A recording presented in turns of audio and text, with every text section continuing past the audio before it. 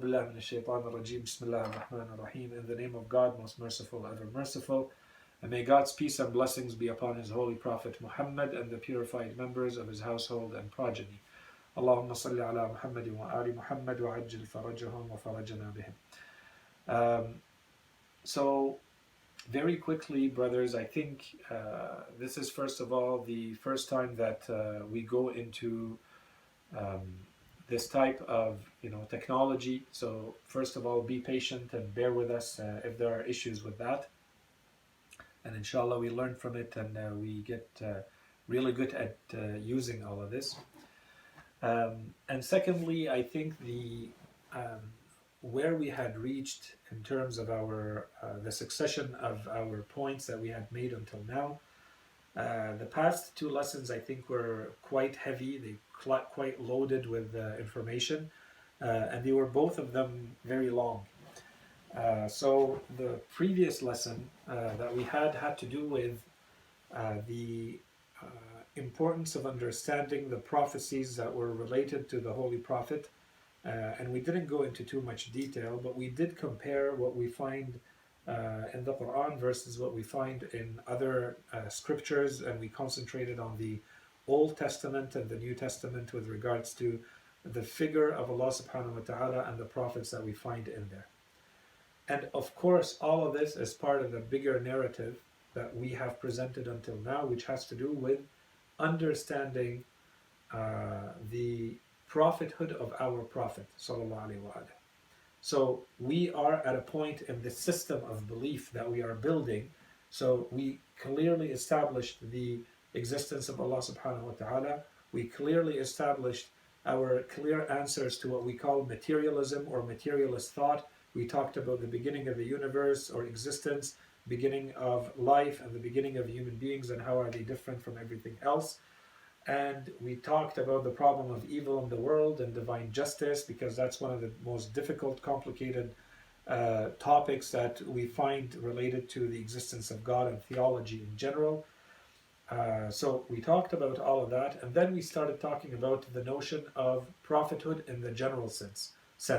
That's why we refer to it as al-nubuwwa al-'amma. So these are the matters, the articles, the items that relate to all prophets. So we talked about what it means for what is a prophet and why are they necessary, and what is religion or revelation and why do we need it, and in what sense are prophets infallible, and how do we make sure that when someone claims that they are a prophet, they are actually a prophet like they claim to be. And so we talked about what is mu'jiza, we talked about asma, infallibility, and so on and so forth. Now that we finished all of this, we said now we are going to specifically look at the Holy Prophet of Islam, Prophet Muhammad sallallahu alaihi wasallam, because we do not have time. This is an introductory level class. We don't have time, and we don't want to spend too much time going through the lives of every prophet. Inshallah, we'll come back to those once the series is done. But at least for Prophet Muhammad, let's apply the things that we talked about and we established for prophets. Let's apply them to Prophet Muhammad sallallahu alaihi wasallam to see in what sense he's a prophet, what is his miracle, and what are some specific things related to him. So we established his prophethood until now, and we started talking about, we talked about him, we talked about his time, we talked about other scriptures. Now we want to talk about his main miracle. His main miracle being the Holy Qur'an. And as we said, the Holy Prophet does have other miracles, but let's put all of those aside. We concentrate on the Qur'an as the main miracle of the Holy Prophet. So, what we want to understand, and this is what we did in the past, last time that we met. Unfortunately, many of you were absent at that time, so we're going to recap that very quickly because I think it was very dense, and I have some notes for you so you can follow along. What we tried to do is to explain the three big ways in which the Holy Qur'an is considered to be a miracle. Once we finish this topic, just so that you know where we're going, we want to establish the authenticity of the Qur'an.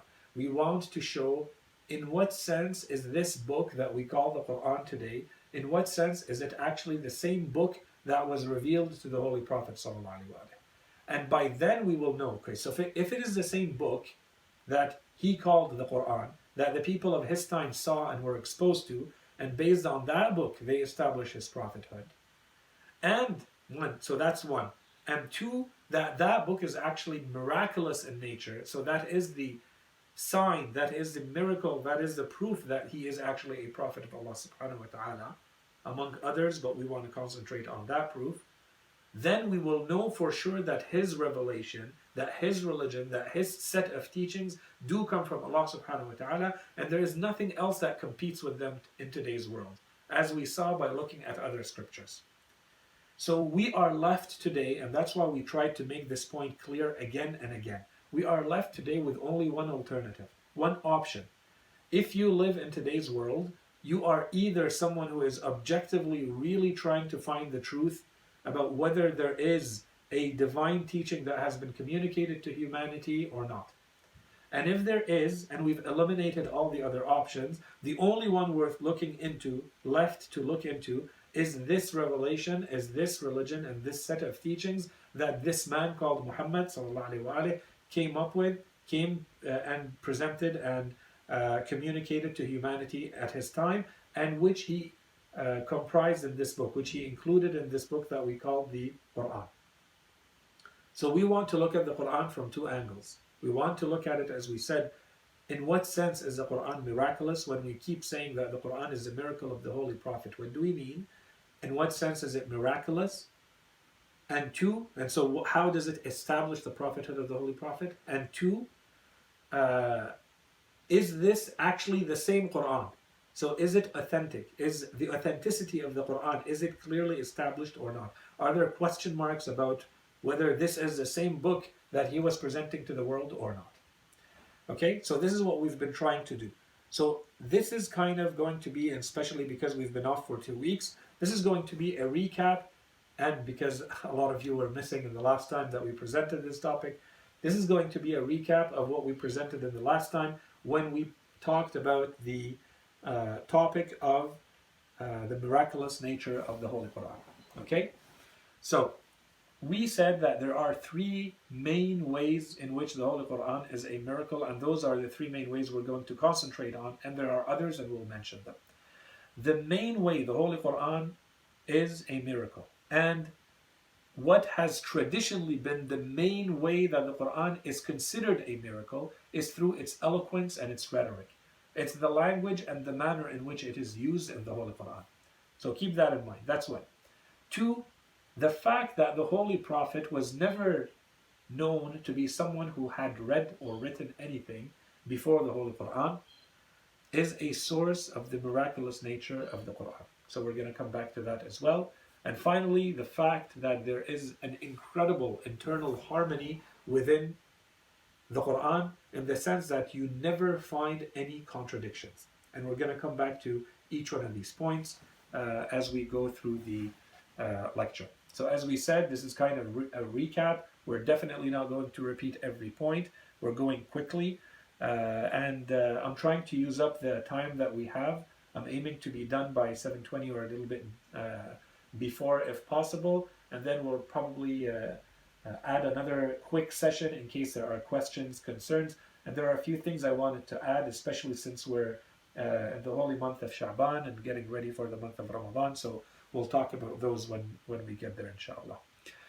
So if the session cuts as we indicated, I'll be sending another link in the same manner on the WhatsApp group. Please click on it and we'll go in the second session if we run out of time. The first point before getting into the miraculous nature of the Quran that we wanted to keep in mind is that, one, the Holy Quran came with its own challenge. And we talked about this challenge function when we talked about miracles of the prophets. We said that miracles are always included within them. They always contain a challenge from Allah subhanahu wa ta'ala, in that they cannot be replicated. They cannot be duplicated. No one can repeat what is being done through a miracle. If it's truly a miracle from Allah subhanahu wa ta'ala to show His might, to show His knowledge, to show that this person who is claiming to be a prophet of Allah is actually a prophet of Allah, then no one can ever come back and replicate that miracle. Otherwise, it's not a miracle. Okay? So, the Quran itself is no different than that. The Quran contains its own challenge within itself, and the first thing that it does is to challenge those to whom it is being revealed in their domain, in their field, which is eloquence, which is the use of language, and tells them, if you do not think that this is really from God, then how about you try to duplicate it? How about you try to come up with something similar to it? Okay? So that's one. And if you cannot, and the Quran talks about this, and inshallah we'll read the verses, and if you cannot meet that challenge, if you cannot come up with a Quran like it, then you have to accept the conclusion that this must be from Allah subhanahu wa ta'ala by your own contention, and therefore accept the call of this man Muhammad sallallahu alaihi wasallam as being a divine prophet sent from Allah to with a set of guiding principles. And if we keep in mind what we know today, the challenge still stands. So as the Quran challenged the people who lived at the time of the Holy Prophet by telling them, if you can replicate it, this challenge is eternal.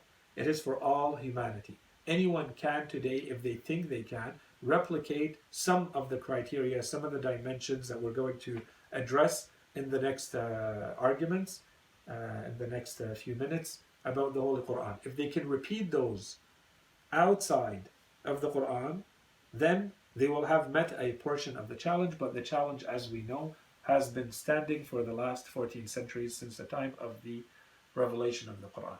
And so if we go through the verses of the Quran, in one verse it clearly says, say, should all human beings and jinn rally together to bring the like of this Quran, they will not bring the like of it, even if they assisted one another. And so this is the entire Quran. The challenge here is, if the jinn, if all the jinn, this other species, and all of humankind were to work together, so two species working generation after generation forever to try to replicate this Quran, they would not ever be able to. This is a promise from Allah subhanahu wa ta'ala, and obviously an open challenge that still stands. So anyone can and should try to break this challenge and meet it if they can. Otherwise, they have to accept the conclusion. The second verse, do they say he has fabricated it? Say then, bring 10 surahs like it, fabricate it, as you claim, and invoke whomever you can besides Allah, should you be truthful. Okay, so here the challenge, Allah subhanahu wa ta'ala went lower. At the beginning, the challenge was try to replicate this entire Quran. Here we see the challenge is try to replicate 10 surah of the Quran, 10 chapters of the Quran. Then the next level, the Quran says, do they say he has fabricated it? Say then, bring a surah like it, one single surah, and invoke whomever you can besides Allah, should you be truthful. And as we said, a surah can be something as simple as Surah Al-Asr or Surah Al-Kawthar, which are basically one line long made up of 3 verses. And so the Quran then gives you the alternative. And it says, if you are in doubt concerning that what we have sent down to our servant, the Holy Prophet, then bring a surah like it and invoke your helpers besides Allah, should you be truthful. And if you do not, and you will not, then beware the fire whose fuel will be humans and stones, prepared for the disbelievers. So this is the only outcome, and the Quran's logic, as usual, is very strong and very meticulous in this way. What is your argument to this? Either you can replicate it because it's a man-made, human-made thing put together by a human being, and therefore you, as the chief of the eloquent people of the world, should be able to replicate it, or then you must accept that the origin of this Quran is not human. So if we go back to the history, we know from history that from the time of the life of the Holy Prophet and onwards, his enemies were many very powerful people who did everything they could. They tried to kill him, assassinate him, seduce him, try to torture the people who were trying to associate with him. They really did not stop at anything to try to make this mission of his, this new religion of his, cease or be diluted or disappear, basically. And as we said, a lot of these people, they were losing. They had things to gain and things to lose by making sure that this religion does not continue. Okay, so this continued and began from the mission of the Holy Prophet onwards. A lot of these people, when they did this is the early history of Islam. As we said, they had the might and they had the power and they had the wealth and they had the network to put everything that is they can possibly put together to counter the claims of the Holy Prophet, and they did. And this is if you study especially the early history of Islam and the Mecca period, uh, but the Medina period is no less. If you look at the battles against the Holy Prophet, a number of times they tried to assassinate him, and he was rescued by the grace of Allah subhanahu wa ta'ala again and again. And this today continues. There are many, many organizations and many people dedicated to showing that this religion is not a true religion. It's not divine. That it doesn't have as its source Allah subhanahu wa ta'ala. And they continue to slander and they continue to attack the Holy Prophet. And what better way than to attack the Qur'an itself? And so the challenge was always had people working to try to show that they can actually meet it and bring down the Quran and bring down the revelation of the Holy Prophet. It's not like it's something that was put aside and people have ignored it. This has been a live challenge with people showing real true enmity against it from the day it began 14 centuries ago until now. And if we want to go back to the manner in which we explained what a miracle is, we said that a miracle is something that breaks away with the natural order of things, something that you cannot repeat or duplicate, and it's presented with a claim from the person presenting it that this is actually the proof that they are sent from God and therefore that they are a prophet. So when we come back to apply those notions to the Quran, we see that, as we are going to see, it does break away with the natural order of things. It is impossible to imitate, and it was presented, as we just read from the verses, it is presented as a proof of the prophethood of the Holy Prophet ﷺ.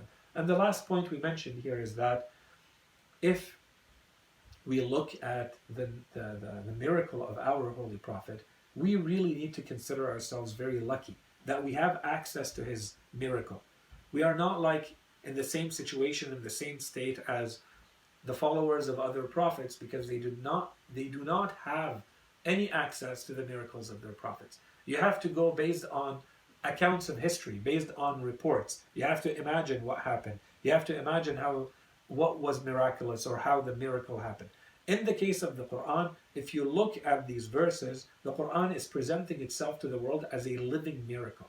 But it also says it needs to be studied. It needs to be looked at carefully. You can't just look at the Quran superficially and say this is a miracle. Otherwise, you're not going to appreciate the miraculous nature of the Quran in that manner. Now, as we said, the first aspect of the miraculous nature of the Quran is the eloquence and the use of rhetoric in the Quran. We were very clear in that historically this has always been presented as the main miraculous aspect of the Quran. The Quran has many miraculous aspects. The main one, traditionally, classically, historically, when you ask what is miraculous about the Quran, the main one that is cited, or the first one that people awoke into, was the eloquence and the rhetoric and their use in the Holy Quran. So the manner in which the Quran structures itself, the rhythm that it has, the choice of words, the choice of terminology, the new terminology that it brings, its capacity to stir up the imagination of the person who understands what it's saying, its ability, as they call them pragmatics, the ability to stir an emotion and to make you want to do things. Okay, the way it uses repetitions, the way it uses metaphors. And people have been studying these aspects of the Quran from the moment they have been revealed and until now. There are countless studies appearing every day that attack or that try to deal with one or two or three of these aspects that you see in front of you on the slide right now, and they all have to do with the manner in which the Holy Quran uses language. Now, to fully appreciate this aspect of the miraculous nature of the Quran, one would have to have a very, very strong, masterful command of the Arabic language. And if you look back in history, there is clearly, and there's a consensus around this, that this is in decline. If you look at the time when there was the masterful understanding and use of the Arabic language was at its peak, that was during the time of the Holy Prophet. And since then, it has been in decline. No one claims to be as eloquent or to have as much masterful use of the Arabic language as, let's say, the people who lived at the time of the Holy Prophet. No one has ever claimed that.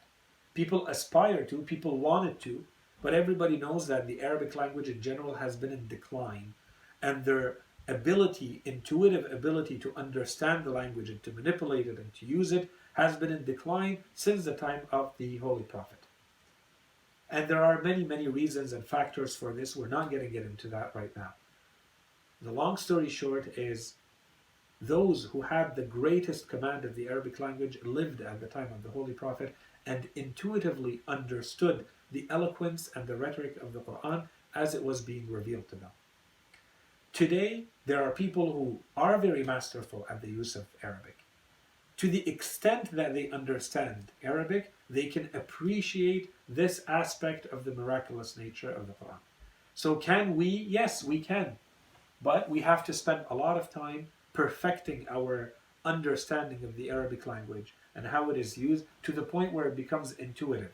It becomes artistic. It becomes ingrained in the way in which we see the world. You, of course, can make it into something a lot more logical and structured. It has to begin there.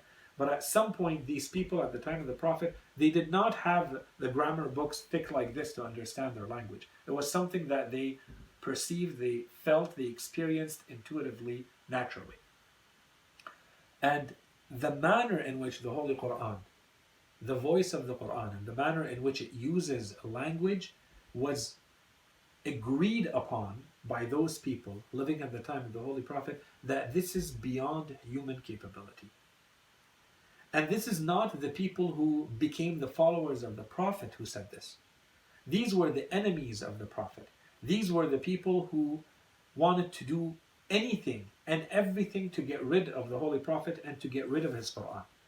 And at the end, they were the ones telling themselves and telling the others that this is beyond human capability.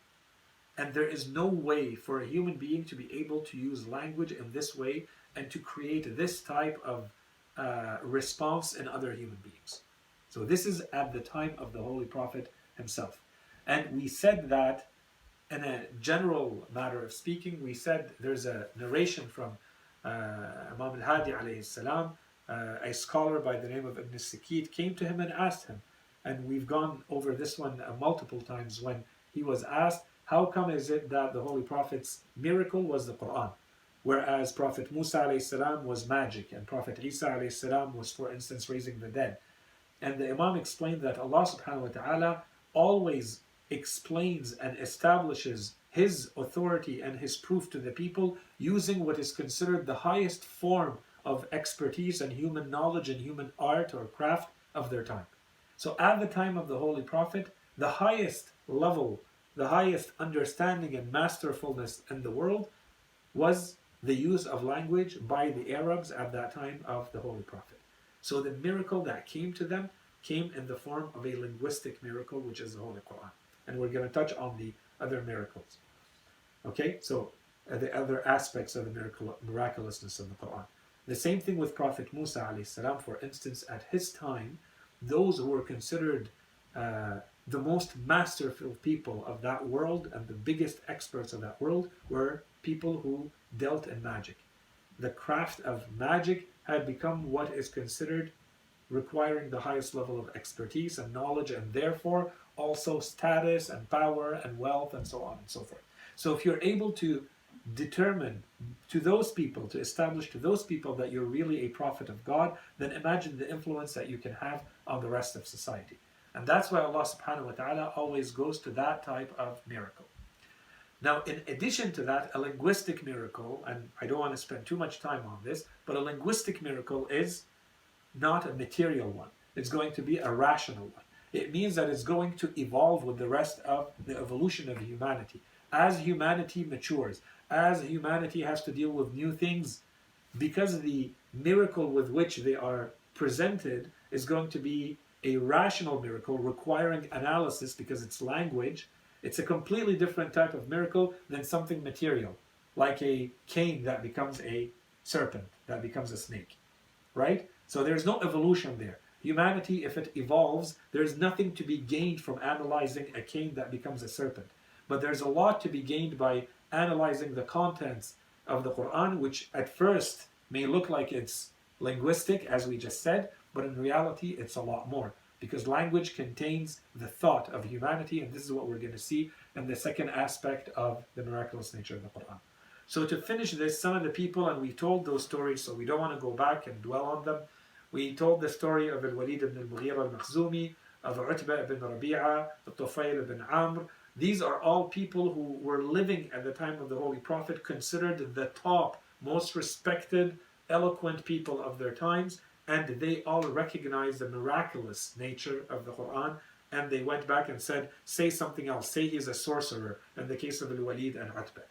Okay? As for Tufayl, he actually became a Muslim, and he went back and he made all of his tribe become Muslims as a result of having heard a few verses of the Quran. And then there are people, let's say, if you fast forward to 100, 150 years later, at the time of Imam Sadiq alayhi salam, there were people, and we have their names here, Ibn Abi al-Awja, Ibn al-Muqaffa, and Abd al-Malik al-Basri. These people were considered the top, most eloquent people of their time, and they were zanadiqa, they were heretics, they were atheists. They got together and they said, we will work for 1 year non-stop to try to come up with a few verses to meet the challenge of the Quran, that it can be replicated. And so they went, and when they came back and they met, none of them had anything to present to the others. And this is when Imam al-Sadiq alayhi salam passed by them. They were sitting inside the Kaaba, inside the holy shrine near the Kaaba, and he repeated the verse from Surah Al-Isra that we recited, that if humankind and the jinn were to work together to try to duplicate or replicate the Quran, they would not be able to do so. So, and here we had the verses that we went through for the Holy Prophet recited, which made these people believers. And as we said, we're not going to repeat all of that. The second aspect of the miraculous nature of the Holy Quran is the illiteracy of the Holy Prophet. Now, we were very clear from the beginning. What we mean by the Holy Prophet being illiterate is simply to say that the Holy Prophet was never, ever seen to have learned how to read and write from anyone else. That's it. Does it mean that the Holy Prophet does not know how to read and write? No, we're not saying that. If Allah subhanahu wa ta'ala wants to teach him, He can teach him. That he wanted to learn and Allah taught him, very possible. No issue with that. The main point is, no human being ever taught the Holy Prophet how to read and write. And so up to the point when he became a prophet and he received the revelation, according to the majority of the people at his time, he had never been seen reading a book or writing anything. And this is very important because it means that there is no way for him to have copied this from another book or to have been the one writing it. And there's a link between this and the next proof of the miraculous nature of the Quran, which is the internal harmony of the Quran from someone who has never written anything. Maybe today if you sit down and write something and in 5 years you want to talk about that topic again, you can go back to your notes and you can see what exactly did I say. Okay, so I can come back and review it before I talk so that I don't contradict myself. But the Holy Prophet never did that. Okay, so let's keep that argument aside for now, the illiteracy of the Holy Prophet. The breadth and depth of the topics addressed by the Holy Quran. So the Holy Quran doesn't talk about one thing. The Holy Quran talks about many, dozens upon dozens of themes of various fields of human thought that today we call academic disciplines, sciences, understanding from the world to history to economics to so on and so forth. So this is the breadth with which the Quran addresses issues. Very many issues are addressed in the Quran, falling in a lot of very different fields and very different disciplines. The depth to which the Quran addresses a lot of the issues, sometimes it doesn't have a lot to say about it, but the little that it says about it goes very, very far. You take a few verses of the Quran and you put them together and you have an entire economic theory that a lot of our scholars have worked on, and they call it, this is the economic theory of Islam. You take a few verses in the Quran, you put them together and you understand, let's say, the ethical system in Islam, or the family system in Islam, or the inheritance system as it relates to the legislative system in Islam. Okay, but where does it all come from? Can you say that someone who did not have access to teams of researchers, did not have access to Google and the internet, did not even read and write?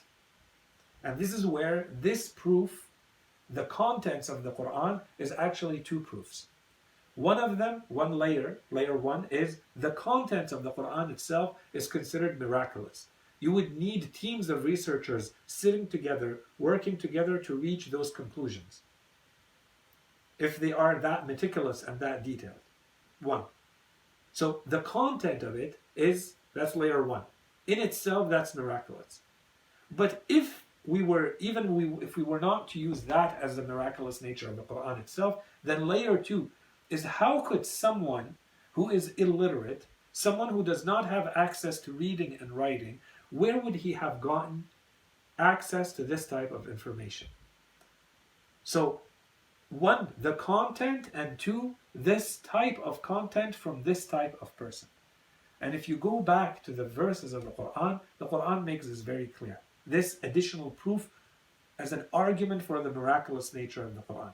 In one verse it says, and you did not. So the Quran is talking to the Holy Prophet so that the others hear, those who do not believe the Holy Prophet, when it says, and you did not recite any book before the Quran, nor did you write it with your right hand.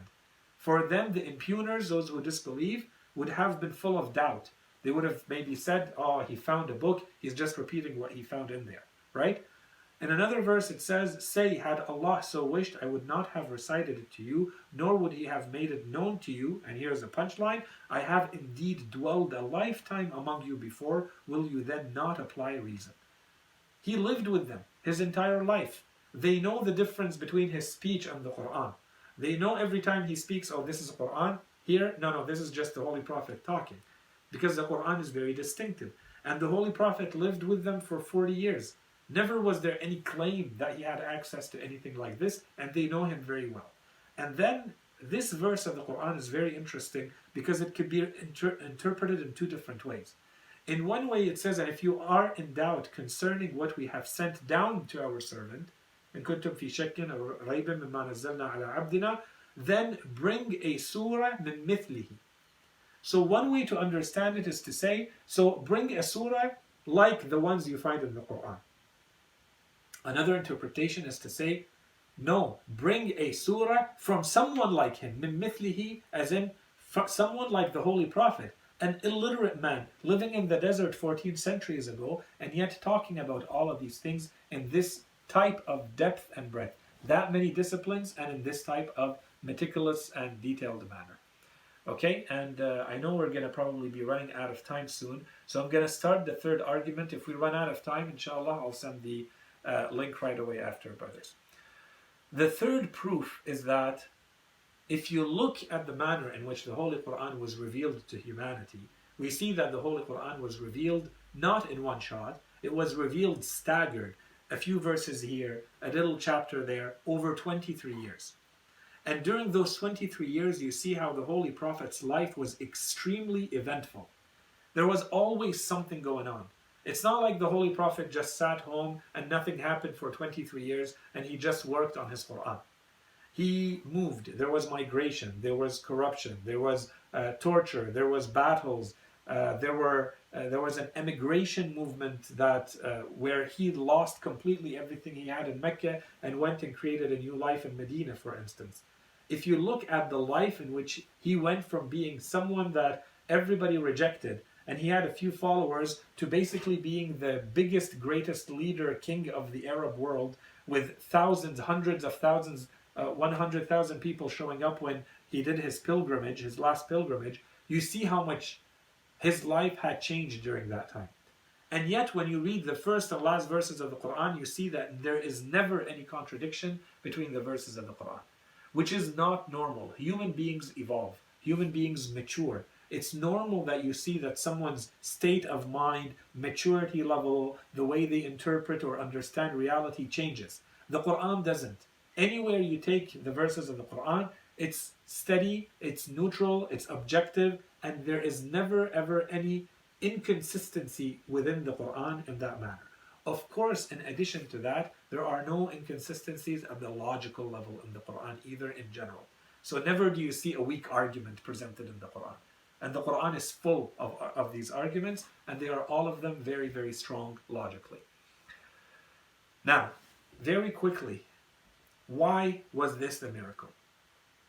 We explained that according to hadith of Imam al-Hadi alayhi salam, this was the most appropriate type of miracle for that time. But the more important point, as we said, is that there's a link with the universal and eternal aspect of religion, which we'll talk about in 2 or 3 lectures.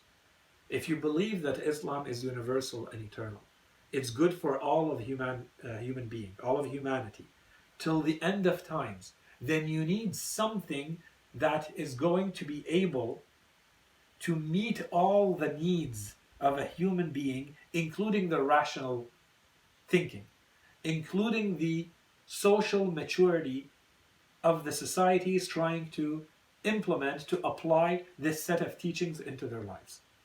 You need something that is mature enough so that no matter how much you evolve, you are still able to extract something new out of it and see that it's relevant for your life.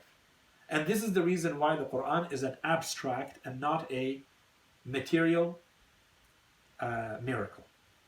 Okay? The second point is, we said if people say, how do I know that the Quran is miraculous? Either you become an expert, like in anything else, or you have to rely on experts. And that's the reason why we went to the experts of Balagha, the experts of eloquence, to say the Quran was a miracle, because the experts are telling us, even those who were enemies of the Prophet, that it is a miracle. Now, are there any other aspects that are considered miraculous in the Holy Quran? Yes, a lot of them. Some of them include the depth and breadth of and accuracy of the knowledge of the natural world. And there's a lot related to that. So basically, we were finalizing our discussion on the miraculous nature of the Quran. We said, are there any other aspects in the Quran that are considered miraculous or not? And we said, yes, there are. And we started enumerating some of them. So in addition, so we said the Holy Quran is miraculous in a number of ways, right?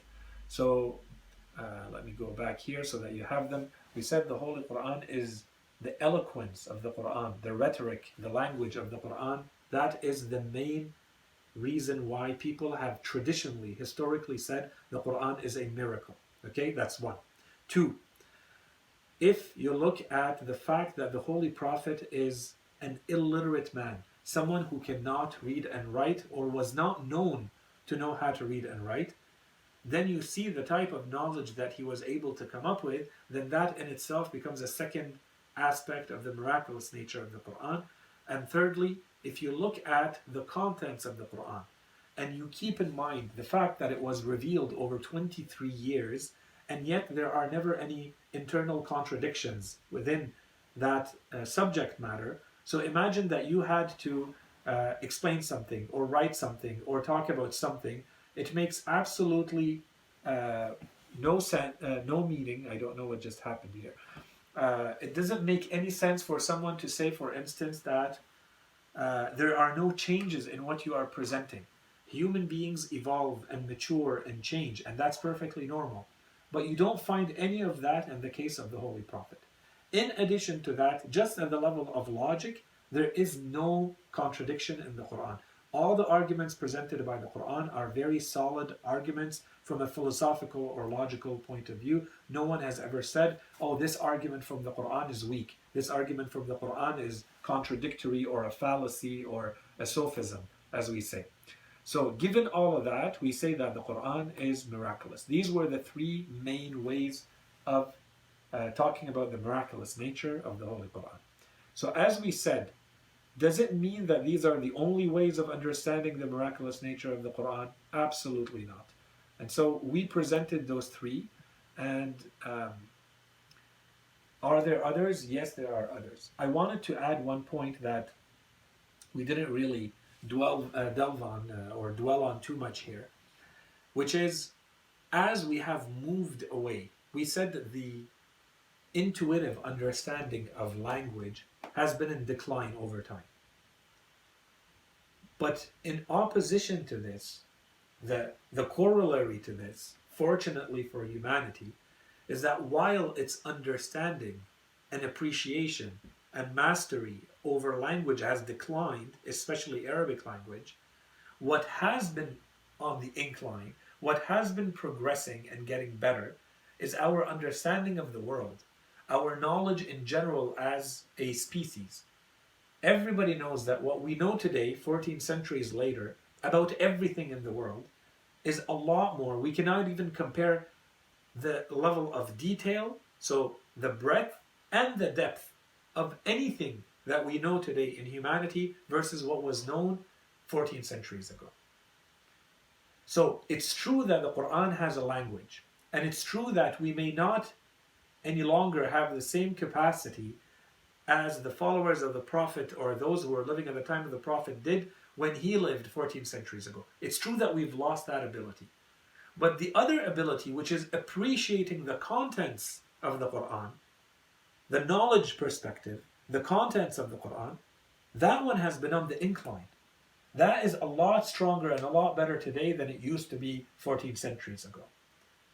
So we are in a much better position today to appreciate all these other aspects of the miraculous nature of the Qur'an than they were at that time, and we'll see a few examples of that now. Okay, so these we're including at the end. We're not adding them in the three main aspects because these are still valid. Okay, but I don't want to get into all the details why we're not considering them, the main points about the miraculous nature of the Qur'an. Okay, inshallah we'll keep that till next time, or maybe you'll ask about them in the Q&A. So, very quickly, a few examples. The prophecies of the Qur'an. The first is, and these are three, there are a few dozens in there, but let's say one of them is the challenge of its duplication.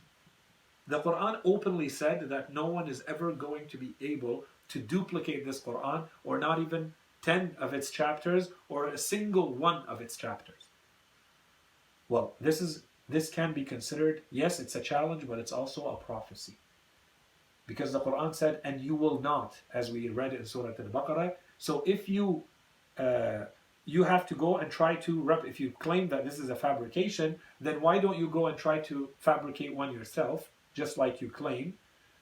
And if you do not, and you will not, as the Qur'an says. So this is a prophecy. The Qur'an is saying, no matter how advanced humanity is ever going to get, it will not be able to replicate the contents of the Holy Qur'an. That's one. Two, Abu Lahab. So if you read Surah Al-Masad, Surah Tabbat Yada Abi Lahab wa Tab, Allah subhanahu wa ta'ala is saying, may Abu Lahab be damned and cursed himself and his hand and his wife for what they were doing to the Holy Prophet. They would take the firewood and the filth and they go and put it in his way and, harm him. So this was very, very early in the prophetic mission. All Abu Lahab had to do to show that the Qur'an is not a true divine book, all he had to do was to enter into Islam. If he enters into Islam, then the Qur'an would have cursed and damned someone who is a Muslim. Even if he fakes it, all he had to do was enter into Islam, and then this prophecy, which is the eternal damnation of Abu Lahab, would have been falsified. He would have shown that the Qur'an is not truthful in that he is going to be damned and he's going to hell. No, he's going to enter heaven like all the other Muslims because he entered into Islam. But the Qur'an knew, and this is a prophecy, that he is never going to accept Islam, even though it would play in his favor and against the Holy Prophet's mission and his reputation and the reputation of his book. Another prophecy, if you look at the beginning of Surah Al-Rum, and I put the verses here from verses 1 to 6, and you can go back and read about it, and I encourage you to go and read about the history between the Persians and the Romans. So basically what happened, long story short, I don't want to spend too much time on this, long story short is that early in Islam, one day the Holy Prophet and his companions hear that the Romans have been beaten. And so the Muslims, they got sad. They got disappointed and sad. Why? The Romans, by the Muslims, were considered a Christian empire.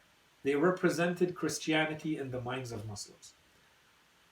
The empire or the civilization against with which they were at war at that time, the Persians, they were fire worshippers.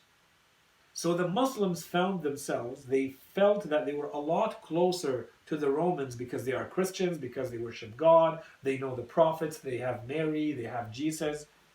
They're a lot closer to the Christians than they are to the Persians. The Persians, Zoroastrians, and fire worshippers, and so on and so forth at that time. And so news reaches the Muslims. غُلِبَتُ الروم. The Romans have been defeated. في أدنى الأرض. So this could mean a low land, it could mean a close land, or it could mean in the heart of their land. Okay, and all of them work. So they were beaten at Antioch and Anatolia. Okay, those regions were considered the heart of the Roman Empire. So the Roman Empire is being defeated on their own turf by the Persians, which is really starting to show you that maybe they are quickly on the decline. This is something unprecedented, and now it's happening, and so maybe that's it. It's over for the Romans. And the Persians are going to be successful, and they're going to be victorious, and they are going to be the ones controlling the world around the Muslims. So the Muslims were worried. So this happens early, and they are still in Mecca. The Muslims hear this. So the verses of the Qur'an come, and they tell the Muslims, Alif Lam Mim غُلِبَتُ الروم. Yes, it's true. The Romans have been defeated. في أدنى الأرض. In the core of their house, on their turf. في أدنى الأرض. وهم من بعد غلبهم سيغلبون. في بضع سنين. And so after their defeat, they are the ones, the Romans are the ones, who are going to be victorious, but in a few years. Now in Arabic, you can't translate bid'a. Bid'a in Arabic could be anywhere between 3 and 9. It's very accurate. في بضع سنين. Between 3, in less than 10 years, it's the Romans who are going to be victorious. No one would ever imagine at that time, the Arabs and the Muslims, they would never have imagined how the Romans could now go and defeat the Persians when they were just defeated on their own turf, on their own land. Okay, and then more. This is not the end of it. So the Quran is promising that within 10 years, the Romans are going to be victorious. And then what does it add? لله الأمر من قبل ومن بعد ويومئذ يفرح المؤمنون بنصر الله. And on that day, the believers are going to be happy as a result of a victory from God. So if you think about it, you'd say, okay, I understand we might feel closer to the Romans than the Persians at that time, but how is that a victory from God?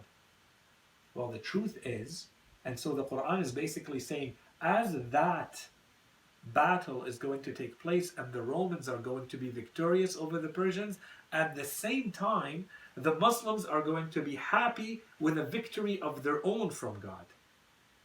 And if you look at history, you see that those happened at the same time, and it was the Battle of Badr. The Battle of Badr gave a great joy and relief to the Muslims, so that was the Muslims are going to be happy with a victory from God. That was the Battle of Badr, which was happening at the same time as the Romans were defeating the Persians, which happened in less than 10 years. It happened about 9 years after. Okay, so this is an example of a prophecy in the Quran. There are many of them. This is one example. Okay, now examples of scientific references. And I don't want to go through all of them. We have a few examples here. Verses in the Quran, let's say they talk about embryology, what happens in the womb, how a fetus is put together, and how it evolves from one stage to another. If you want to go to Surah Al-Mu'minun, chapter 23, and read those 3 verses of the Quran, 12, 13, 14, see how it describes, we have created the human being from an extract of clay, then we made him a drop of seminal fluid lodged in a secure abode. Then we created the drop of fluid as a clinging blood clot. Then we created the clinging blood clot as a fleshy tissue. Then we created the fleshy tissue as bones. Then we clothed the bones with flesh. Then we produced him as yet another creature. This is when the soul enters the body. So blessed is Allah, the best of creators. If you go into, let's say, a field like geology, and it talks about how the mountains are there to stabilize the land. And if mountains were not there, basically we would spend our entire lives on moving ground, earthquake after earthquake. What the mountains do, as the Quran says, did we not make the earth as a wide resting place and the mountains as pegs? So imagine that you have a piece of tissue and you put nails on it. What happens? You stabilize it. And now if you study geology, you'll see how the mountains are described. If you see a drawing of the mountains, how they keep the ground stable, because they are there as pegs or as nails, putting everything firm and in place. He cast firm in the earth mountains, lest it should shake with you, the Quran says. Okay? Or the manner in which the wind carries, does the pollination function. So it allows the procreation of plants, of fruits, of flowers. So that's why it says, and we send the fertilizing winds and send down water from the sky, so on and so forth. Or it talks about the clouds, how they come together to become clouds that can carry pushed by the wind to carry the water to become rain, and so on and so forth. Or in cosmology, and these are very famous verses, for instance, when it says, then he turned to the heavens when it was smoke. So what does that smoke mean? What is Allah subhanahu wa ta'ala referring to when he says that the samawat were a dukhan, right? Or when he says, for instance, have those who disbelieve not seen that the heavens and the earth were interwoven, then we unraveled them, okay? And we made from water every living thing. Will they not believe? And another verse it says, and the sky was وَالسَّمَاءَ بَنَيْنَاهَا بِأَيْدٍ. So, and the sky we built it with might, and it is we who are indeed the expanders. So a lot of people say that this is the expansion of the universe, and so on and so forth. So these are some examples, and then here we have a lot of testimony from people in this type of world. People who clearly say, for instance, if I can read, these are all professors who have participated in conferences about the contents of the Qur'an, the scientific contents of the Qur'an. So it clearly says, like one of them says, it is clear to me that these statements must have come to Muhammad from God or Allah, as they say, because most of this knowledge was not discovered until many centuries later. This proves to me that Muhammad must have been a messenger of God or Allah. Okay, and then, it continues like this from many other of these experts in their field who say it's impossible for a man who was illiterate, who lived 14 centuries ago in this barbaric land, who had no access to knowledge, who would know all of these types of knowledge, so all these disciplines, and to this type of scientific accuracy. It does not make sense. Okay, so this is what they're all highlighting. Now, the reason why I don't want to dwell too much on the scientific aspect of the Quran is that while it is miraculous, it's always limited by our own understanding of what science is today. So we have to be very careful in making sure that we do not impose our understanding of what is and isn't true. Today we know things in science that we want to consider truth. In fact, they're not truth. This is our best understanding of what's going on in the material world. In 10 years, they might discover something that completely changes the way we understand what is gravity, or completely change the way we understand matter, and is it really made up of atoms or something else. Today, this is the best theories that we have. Okay, and this is as someone speaking, someone who spends a lot of time understanding and researching science. There is nothing in there that will not change. It might change in the next 5 years, and it might change in 200 years. But we cannot impose our understanding of what is science on the Holy Quran and say, this is what the Quran is saying. And this is why I do not put this type of miraculous aspect of the Quran, the scientific notions that are presented in the Quran. Of course they are miraculous, but we have to be careful in the way we present them. We don't want to impose these views, these scientific theories on the Quran, and then someone comes and says, well, this theory is wrong. And now you said the Quran said that. You're going to say, oh no, the Quran doesn't say that. It says whatever new theory you're saying. This is why it becomes a relative and shaky ground. And that's why I would tell you, be careful in how you use this scientific knowledge. But definitely the Quran is talking about very accurate, very specific, detailed things that today we would call scientific theories. There's a lot of references in the Quran to these. And so, I would invite you to spend more time trying to understand them and think about them and all of that. So this is kind of the recap Inshallah, we're all ready to embark on the next part of this series, which is going to address the authenticity of the Qur'an. We didn't want to spend too much time on this one, but I think we went very fast and we presented a lot of content in the last few times. So inshallah, this was a good recap. For those who were there and for those who missed it, well, at least you're kind of up to date. And I apologize that I'm going so fast, but there was a lot to cover. And maybe a couple of points. I know I have about 3-4 minutes left before the prayer. So if I can just, this is a reminder, and a reminder for myself and a reminder for you, my brothers, everybody sitting here and listening to me. The reason why we're doing this is because we're all stuck with this COVID-19 coronavirus situation. May Allah subhanahu wa ta'ala protect us all and relieve us all of this and the entire world, so that no one suffers from this and that this calamity is raised sooner rather than later. But we have to make sure that we try to see this and seize this as an opportunity. There is no way that we're not noticing, many of us, we're not noticing how there are opportunities in this. There is a way for all of us to see this as an opportunity. But this could only work if, please start by organizing your time. Leverage the time that you have. I'm sure that all of us, we have found, this was time that we did not have, we've suddenly been gifted time that we did not know. And now we've been given this way. We've been given this new time. What are we doing with it? If you know that this is going to go on for another week, if it's going to go on for another 2 weeks, we don't know how long this is going to last. You can't just go on aimlessly, randomly, waiting for things to get back to normal. Inshallah, if things go back to normal or not, we don't know. In any case, you have to see, okay, so what are the new opportunities that you did not have before? And the one that I wanted to highlight to you, and inshallah, you're all doing something about it already, but if you haven't, please do something about it. You have newfound time. What are you doing with it? Are you being more productive or not? You cannot turn this into something negative and then do nothing and feel depressed or feel lonely or bored and just do nothing or game all day or sleep all day, or organize your time. And if I can add the Islamic preaching aspect to this, organize your time around prayers. Your day should start with your prayer. Wake up before the Fajr prayer or wake up with the Fajr prayer. And this is your day. If you do this, it means you are giving priority to prayers in your life. Prayers mean something. You have to do something to show that your priorities in life include your prayer.